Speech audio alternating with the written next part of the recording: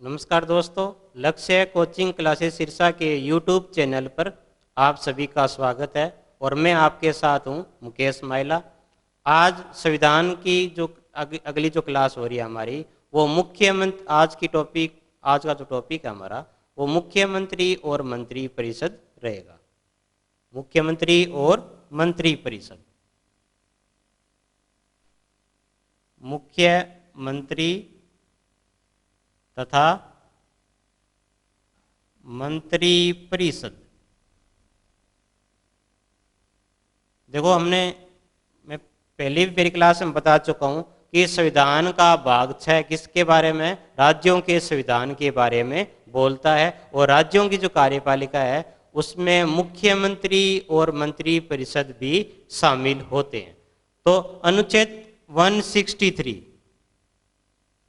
अनुच्छेद 163 इसमें लिखा गया है कि राज्यपाल को सहायता और सलाह देने हेतु राज्यपाल को सहायता और सलाह देने हेतु एक मंत्री परिषद होगी और जिसका मुख्य या प्रधान कौन होगा? मुख्यमंत्री। राज्यपाल को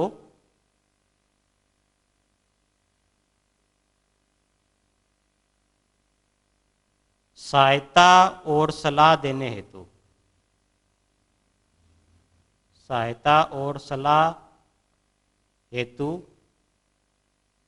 एक मंत्री परिषद होगी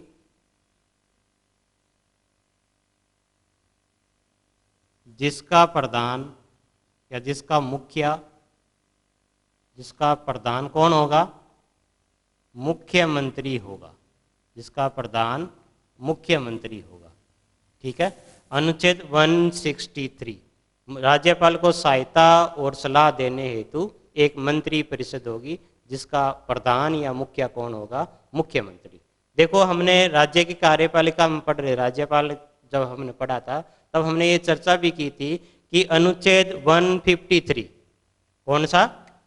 अनुच्छेद 153, इसमें मैंने बताया था कि जो राज्य की जो समस्त कार्यपालिका शक्ति है किसके हाथों में होगी? राज्यपाल के हाथों में होगी। उसका प्रयोग वह स्वयं कर सकता है या अपने अधीनस्थ पदाधिकारियों के द्वारा कर सकता है। तो अनुच्छेद 163 क्या बोलता है कि राज्यपाल को सहायता और सलाह देने हेतु एक मंत्री परिषद होगी। ये जो मंत्री परिषद है ये राज्यपाल के अधीन कार्य करती है। ठीक है, तो ये भी आपको ध्यान में रखना है। फिर देखो अनुच्छेद 164, इसको आपको याद में रखना है कि मुख्यमंत्री की नियुक्ति कौन कर रहा है? राज्यपाल कर रहा है। संविधान के किस अनुच्छेद के द्वारा? अनुच्छेद 164 के अनुसार। आमतौर पर मुख्यमंत्री की नियुक्ति राज्यपाल उसी व्यक्ति को मुख्यमंत्री नियुक्त करता है जो राज्य की विधानसभा में सबसे बड़े दल का या बहुमत प्राप्त दल का नेता हो। तो मुख्यमंत्री की नियुक्ति कौन किसके द्वारा की जा रही है?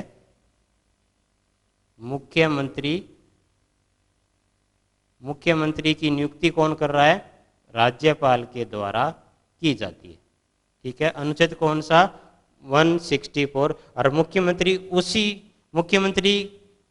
उसी व्यक्ति को बनाया जाएगा जो बहुमत दल का क्या होना चाहिए?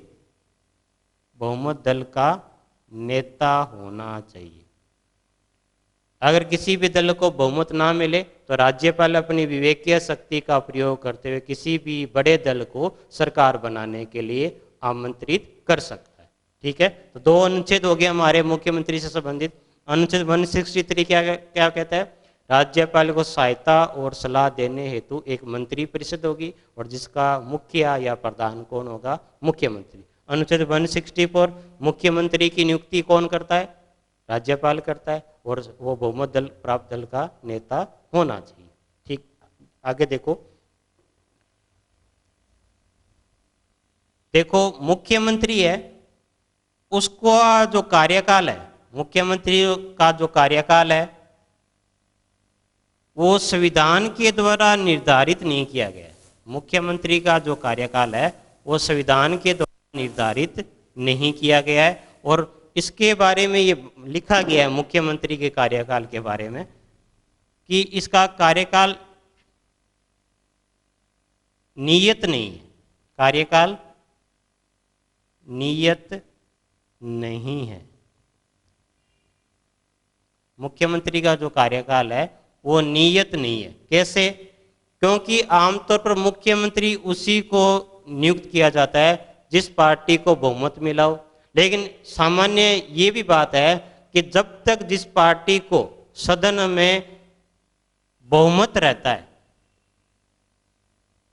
तब तक वह क्या रह सकता है? मुख्यमंत्री रह सकता है। ठीक है। अगर सदन में बहुमत नहीं रहा तो मुख्यमंत्री को अपने पद से क्या देना पड़ेगा? त्याग पत्र देना पड़ेगा। अगर वह स्वयं त्याग पत्र ना दे तो राज्यपाल क्या करेगा? उसको बर्खास्त कर देगा। ठीक है। इसके अलावा वेतन, मुख्यमंत्री का जो वेतन है वो राज्य विधानमंडल के द्वारा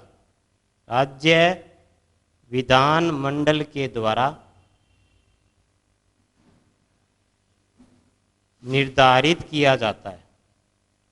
राज्य विधानमंडल के द्वारा निर्धारित किया जाता है। ठीक है।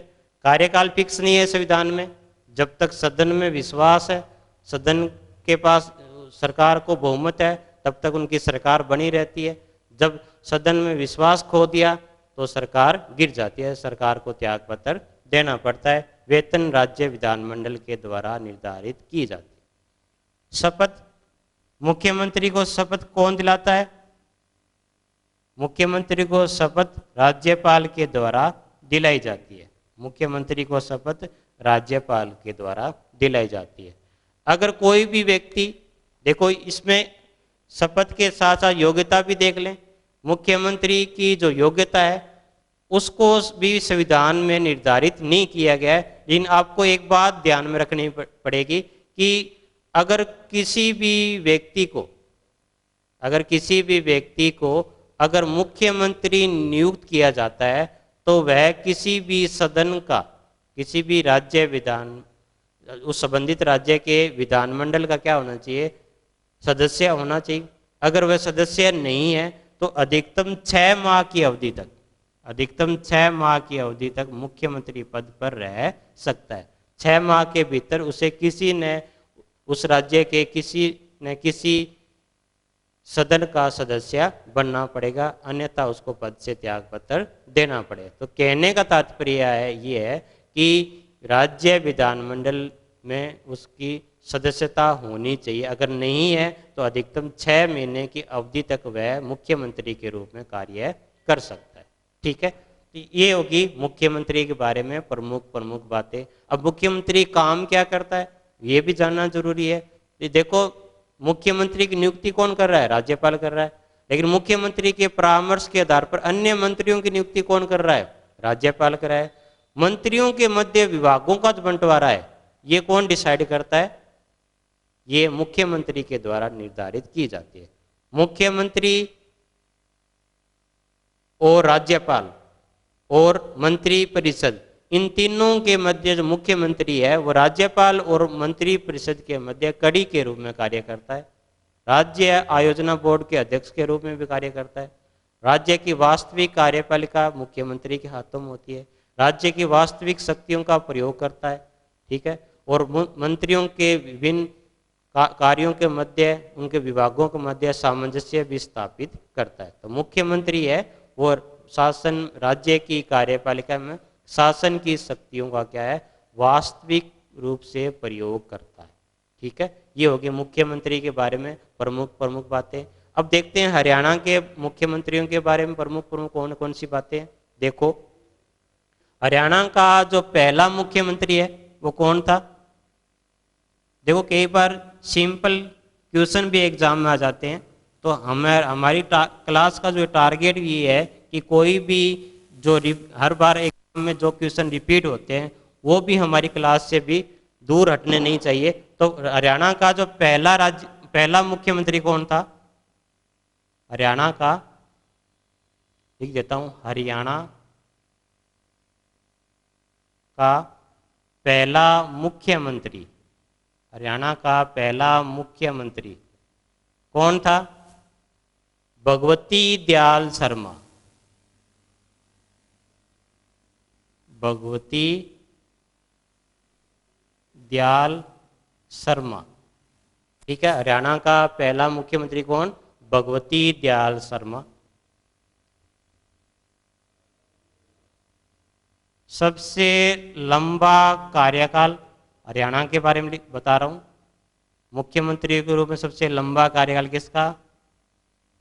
भजन लाल।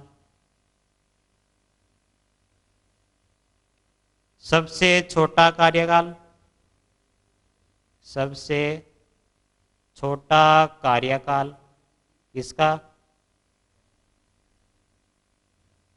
ओम प्रकाश चौटाला, ओम प्रकाश चौटाला। सर्वाधिक बार मुख्यमंत्री, सर्वाधिक बार मुख्यमंत्री कौन? ओम प्रकाश चौटाला, 5 बार, ओम प्रकाश चौटाला। ठीक है, ये मुख्यमंत्री के बारे में। वर्तमान में कौन है मुख्यमंत्री? मनोहर लाल खट्टर है। उप मुख्यमंत्री कौन है वर्तमान में? उप मुख्यमंत्री कौन है? दुष्यंत चौटाला। ठीक है, तो कहने का तात्पर्य है मुख्यमंत्री के साथ साथ उप मुख्यमंत्री भी हरियाणा की राजनीति में कई बार देखने को मिले हैं, लेकिन उप मुख्यमंत्री पद के बारे में आपको ध्यान में रखना होगा कि उप मुख्यमंत्री का जो पद है वो हमारे संविधान में नहीं है। उप मुख्यमंत्री का जो पद है, स्टार लगा तो बताता हूं, उप मुख्यमंत्री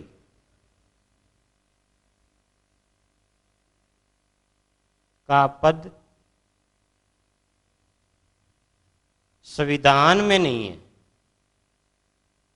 संविधान में नहीं है। उप मुख्यमंत्री का जो पद है वो संविधान में नहीं है। देखो, फिर भी हमारा हरियाणा की राजनीति में कई बार उप मुख्यमंत्री भी देखने को मिले हैं, उनके बारे में थोड़ा भी देख लेते हैं। देखो कौन कौन कब रहा है।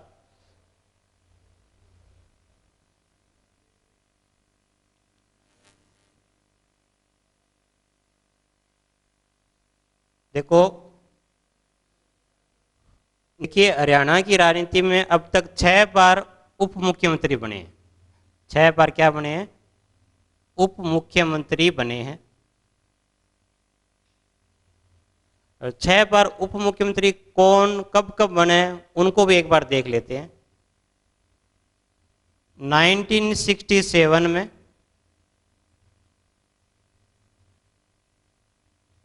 वीरेंद्र सिंह की सरकार में,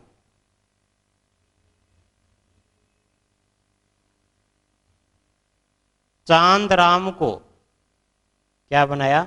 उप मुख्यमंत्री बनाया। 1987 में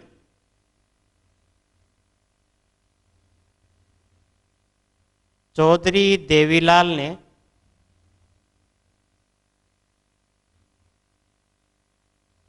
दो जनों को क्या बनाया? उप मुख्यमंत्री बनाया। डॉक्टर मंगल सेन और बनारसी दास गुप्ता, बनारसी दास गुप्ता।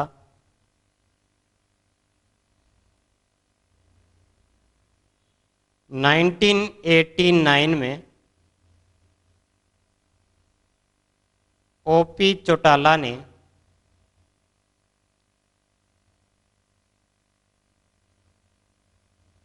मास्टर हुकम सिंह,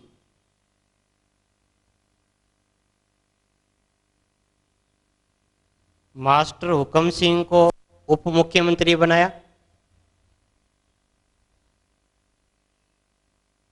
2005 में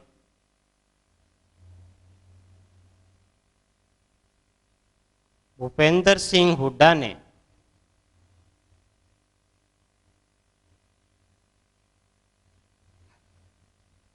चंद्र मोहन को उप मुख्यमंत्री बनाया। ठीक है, 2019 में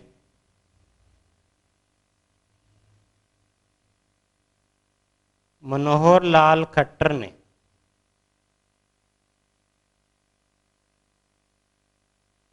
दुष्यंत चौटाला को उप मुख्यमंत्री बनाया। तो कहने का मतलब है अब तक 6 व्यक्ति क्या बने हैं, हरियाणा के उप मुख्यमंत्री बने हैं। हालांकि संविधान में उप मुख्यमंत्री पद का उल्लेख नहीं है, लेकिन जब इनके द्वारा जब भी शपथ ली गई, मंत्री पद के रूप में शपथ ली गई, मंत्री पद के रूप में इनके द्वारा शपथ ली गई। ठीक है, अब हम देखते हैं मंत्री परिषद।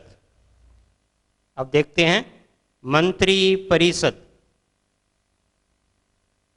देखो मंत्री परिषद के बारे में दोबारा हम देख लेते हैं। अनुच्छेद 163 में मैंने क्या बताया था, अनुच्छेद 163 में बताया था कि राज्यपाल को सहायता और सलाह देने हेतु क्या होगी, एक मंत्री परिषद होगी, जिसका प्रधान या मुखिया कौन होगा, मुख्यमंत्री को। तो मंत्री परिषद के बारे में जो वर्णन है वो अनुच्छेद 163 में किया गया है।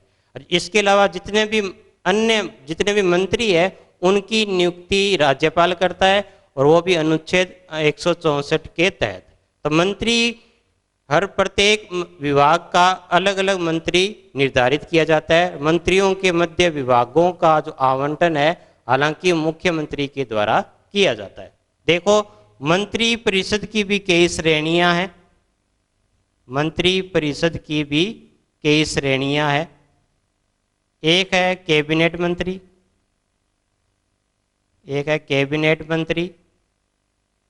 जो मंत्री मुख्यमंत्री का अधिक विश्वास पात्र है या जिनको अधिक महत्वपूर्ण विभाग दिया गया है उसको कैबिनेट मंत्री के रूप में जाना जाता है, उसे कैबिनेट मंत्री के रूप में जाना जाता है। 2 नंबर है राज्य मंत्री। ये कैबिनेट या मंत्रिमंडल के पार्ट नहीं होते, मंत्रिमंडल की बैठकों में ये नहीं जा सकते, लेकिन इनको किसी अन्य विभाग का स्वतंत्र प्रभार भी दिया जा सकता है। 3 नंबर उपमंत्री। ये कैबिनेट मंत्री और राज्य मंत्री को प्रशासनिक, राजनीतिक और संसदीय सहायता प्रदान करने के लिए नियुक्त किए जाते हैं। तो मंत्री परिषद की 3 श्रेणियां होगी। एक अन्य पद भी होता है संसदीय सचिव। संसदीय सचिव, देखो संसदीय सचिव पद का संविधान में उल्लेख नहीं है, संविधान में उल्लेख नहीं है, लेकिन आप यहां पर थोड़ी एक बात देखो, अनुच्छेद 164 क्या कहता है, मुख्यमंत्री की नियुक्ति कौन कर रहा है, राज्यपाल, और मुख्यमंत्री के परामर्श के आधार पर अन्य मंत्रियों की नियुक्ति भी कौन करता है, राज्यपाल करता है। लेकिन संसदीय सचिव की जो नियुक्ति है वो राज्यपाल नहीं करता, संसदीय सचिव की नियुक्ति है वो राज्यपाल नहीं करता, राज्यपाल नहीं करता। कौन करेगा, मुख्यमंत्री करता है। शपथ कौन दिलाएगा, मुख्यमंत्री दिलाता है। संसदीय सचिव की जो नियुक्ति है वो मुख्यमंत्री के द्वारा ही की जाती है। ठीक है, ये हो गया हमारा मुख्यमंत्री और मंत्री परिषद। आज की क्लास में बस इतना ही। लक्ष्य कोचिंग क्लासेज के YouTube चैनल पर आज की जो वीडियो आपको जो पसंद आई है तो लाइक कीजिए, शेयर कीजिए और इस चैनल को सब्सक्राइब भी कीजिए। धन्यवाद।